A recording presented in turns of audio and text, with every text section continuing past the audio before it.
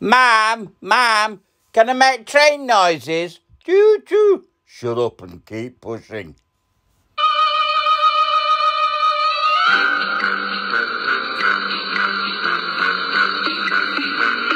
Well, good afternoon, everybody. Sorry, but a bit of a late finish last night. So if I don't run the full 20 minutes today, you'll understand why. Got a couple of interesting things to report. I'll start off with my trip to Tesco's, which was quite inspiring because there were a couple of things that cropped up while I was there. I was coming back from Buxton with my friend Mark, who's had his foot seen to, and we stopped off at Tesco's. And as I got out the car, I saw the man who's employed to move all the trolleys. And he had a big, long line of trolleys. Here he is. His name's Raymond. So I couldn't resist asking him whether he's ever tempted, while he's pushing the trolleys down through the car park, whether he was ever tempted to make any train noises. He said he wasn't. But I would do. All day. Boop, boop. Oh, you've got to make some train noises, haven't you? So that was just the start. Then he was pushing these trolleys, and I thought, question of the day. Where does the phrase, he's off his trolley? Where does it come from? He's off his trolley. Hey? I don't know. You tell me. We'll just have to keep an eye out behind me. After the fiasco with my microphone yesterday not working, I'm actually trialling a brand new microphone. The only trouble is I'm deaf as a post, pardon, I heard that. So I usually wear hearing aids, but on this occasion I'm wearing special things in my ears, and I can't hear a damn thing other than my own voice, which is only normal for me. So anyway, I've got this, I'm trying out these new headphones, so fingers crossed, because yesterday, it's nothing worse than talking away for about half an hour or 3/4 of an hour, and it's going to edit it all down, obviously, but and then discovering that there's no sound on any of the clips. And the time was getting on and I was tired.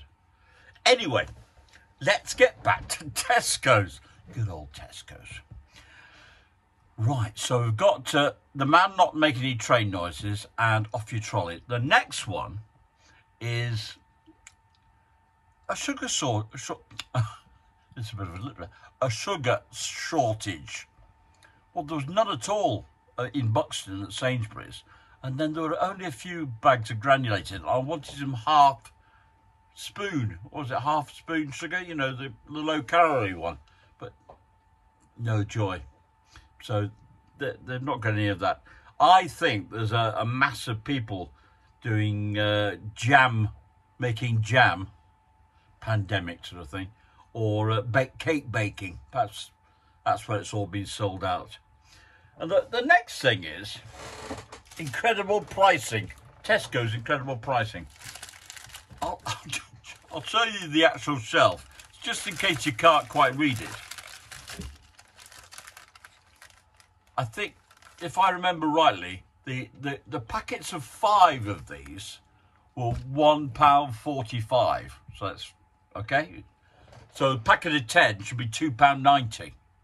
No, this was £1.25, and they said it's half price.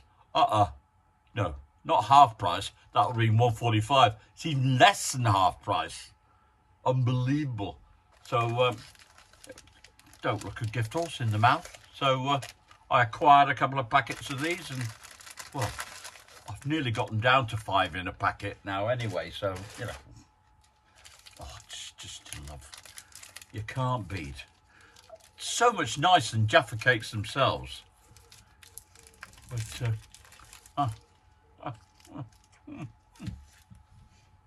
a cup of tea as well.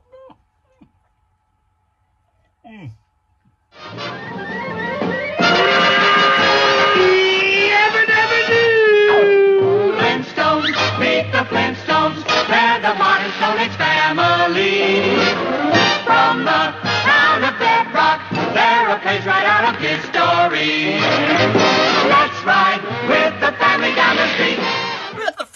Flintstones yesterday. Oh, I do love the Flintstones. A couple of bits of information. It was made between 1960 and 1966, and they made 167 episodes. Wow. And it was on at peak time on a Friday night for most of the time in America. And the question I asked was, what was the name of the Flintstones pets? Okay. And they had two. One was a dinosaur called Dino, purple dinosaur. And the other one was a saber-toothed tiger called, just go through, Baby Puss. Doesn't look much like a baby to me. So Baby Puss was a saber-toothed tiger. Oh, just love it. Love it, love it, love it. And that was the Flintstones. Another of Hanna-Barbera's absolute masterpieces. And of course, Mel Blanc played Barney Rubble. My friend Mel Blanc played Barney Rubble. Surprise, surprise.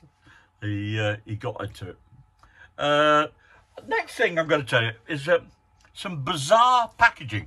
My new headphones arrived, okay, and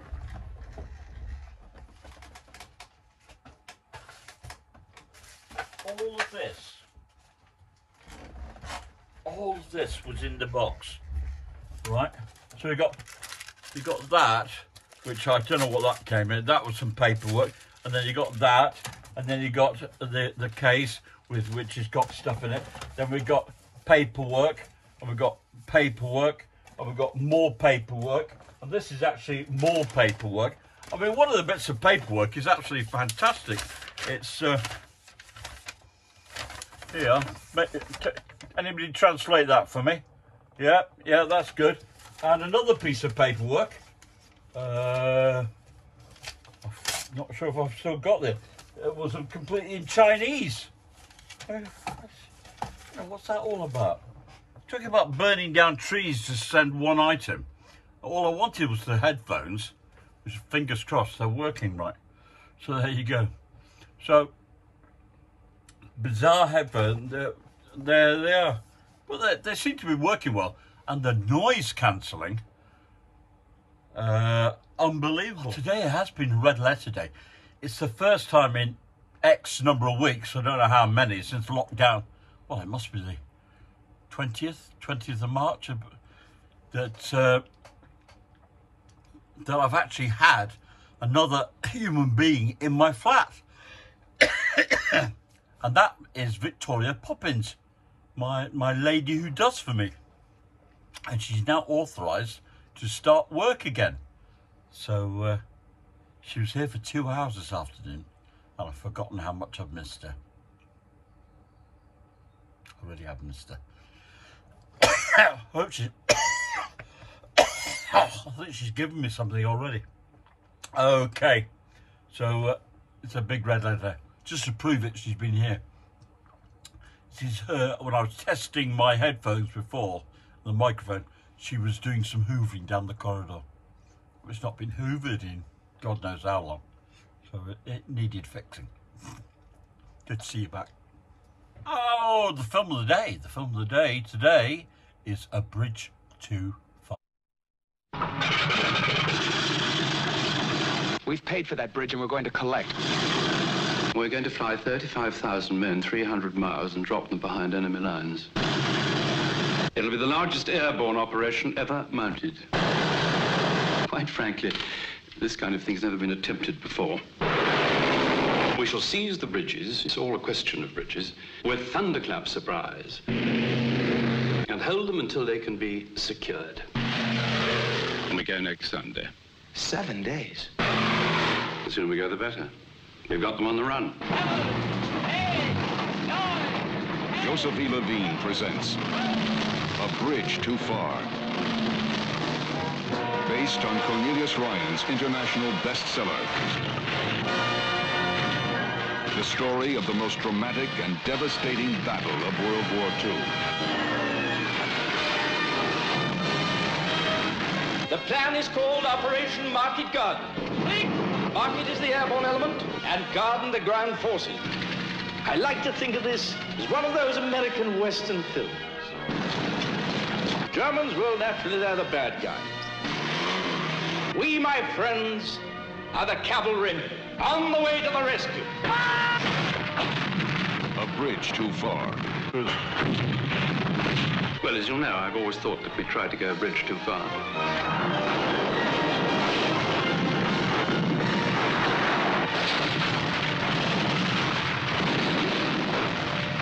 I'm not even going to try and get you to guess the what it's based on. I think it's the Operation Market Garden, and it took place in 1944, and didn't go so well. But film, terrific film. What I want you to do is name as many as you can of the cast, and I'm going to put their pictures on screen one at a time. So here you go.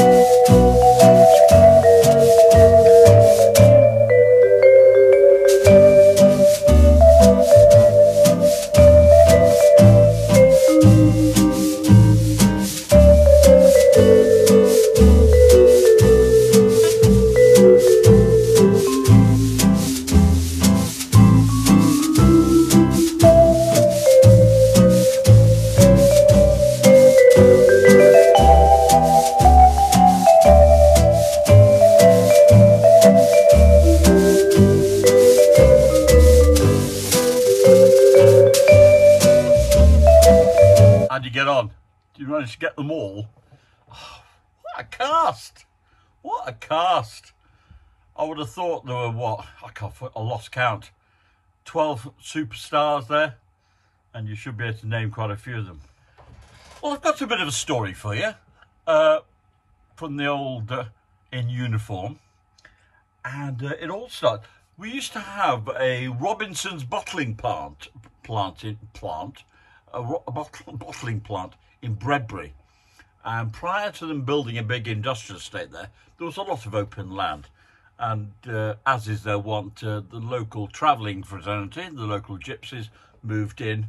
In fact, I think it was Mr. Ward and his family, who are our usual inhabitants. They moved in, and I got to know them on nodding terms, and we had a sort of an agreement to behave, for them to behave in my presence. So there I was at their caravan, which was absolutely spick and span. I have to say, it was a very impressive vehicle. And my police car was outside, and so a couple of travelling kids came running in the caravan. Hey, mister, there's a car just crashed over there, and a man and a woman have swapped places in it, and it's just driving off. I said, what kind? Ford Capri. So I looked out the window. Yeah, I can see this white Ford Capri just starting to drive off. So I don't know if they knew where I was, but I jumped back in my car and went off after them. And what the location was, that they came to the end of this road and turned right past Some Blessed Bakery, and then started down these windy bends. And by the time we got to the pub at the bottom of the hill, I was nearly behind them, at which time he started to accelerate a bit. And it wasn't, I wouldn't say it's a full-blown chase, but he was definitely, I was flashing him and he didn't want to stop. So we went up the hill into Denton. And I have to say that my knowledge of Denton, not great, but I was aware that he turned off left and he was driving towards the back of where Denton Police Station was. But then he pulls in. Hey, what's he up to here? So after all this, me trying to stop him, he decided to pull in. So I pulled up right alongside him. And there was this nondescript sort of lad in his 20s. and I wound the window down across the seat. Just said, hey, throw us your keys. So he winds the window down. And without any perceivable delay, he threw me some keys. Okay. Now, my problem was, okay, he's not going anywhere, but I'm a bit stuck because I don't know where the hell I am. So look around. I can just see the end of a road sign. Just out. So, but I'm going to have to get out my car to have a look, see where it is. But I thought, well, you can't get out the car in a hurry because the woman's still sitting in the passenger seat. So I got out the car. As I put one foot on the floor, boom, bloody car. Smoke, Capri's off down the road. Well, to cut a long story short, I found the car empty and abandoned, and it turned out to be a stolen. But we got it back in one piece. And what it appears they'd been doing, he was giving her driving lessons in a stolen car on the industrial estate, and she'd hit a lamppost. There was a bit of front end damage, but not a lot. And then he'd obviously got peed off with her and then driven off. And then I'd come across them. But I'm afraid never did trace them. But how lucky was he that he had some keys? Because otherwise I was not leaving that car. I was not getting out of my car because he was going to take off otherwise. But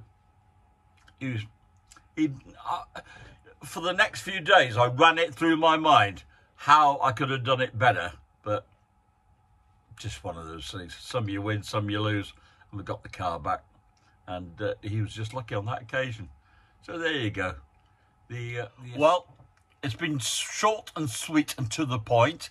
And what I'm going to do is I'm going to see you again tomorrow. Just as to reiterate what I'm planning to do is I'm carrying through till Sunday. And then I'm going to have Sunday off. And then I'm going to do Monday, Wednesday, and Friday of each week. Okay?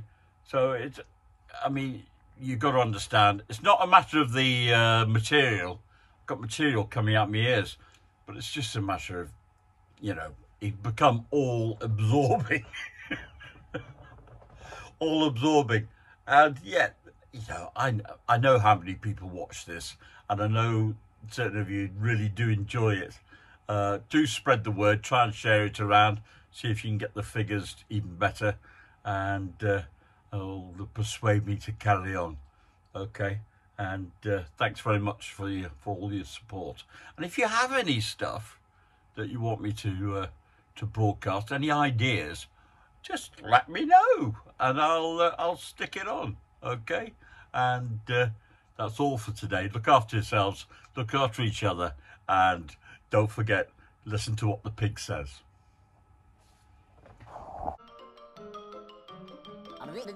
That's all, folks.